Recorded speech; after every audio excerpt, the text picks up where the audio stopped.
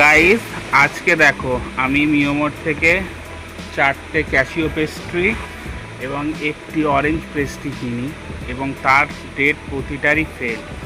বাচ্চারা আমাদের পেস্ট্রিগুলো খেয়ে নিয়েছিল। আমি এটা খেতে গেছিলাম, খেতে গিয়ে দেখি যে এটা ডেট অলরেডি একদিন আগে এক্সপায়ার হয়ে গেছে। এটা ইউজড বাই 22 তারিখ অবধি আছে। দেখো, দেখতে পাচ্ছ তো, এটা 22 তারিখ অবধি ইউজড বাই আছে। ওরা 23 তারিখে এখনও পর্যন্ত ডিসপ্লে করে এটা বিক্রি করছে। আমাদের বাড়ির বাচ্চাগুলো এটা খেয়ে নিয়েছে। এখন আমি খেতে গিয়ে এটা থেকে যখন ডেটটা চেক করলাম, দেখো তোমাদের ভালো করে দেখাতে পাচ্ছি কি, দেখো এটাতে আছে 22 তারিখ আর আজকে হচ্ছে 23 তারিখ। তাহলে ওরা কিভাবে মানুষের সঙ্গে প্রতারণা করে? এটা কিভাবে? দেখো, 22/5/26 আর আজকে হচ্ছে 23 তারিখ। একদিন আগে যখন এটা ডেট এক্সপায়ার হয়ে গেছে, তার সত্ত্বেও ওরা এটা ডিসপ্লে করে রাখলো কীভাবে? আর একবারের জন্য বললো না যে এটা এক্সপায়ার, এটা নেবেন না।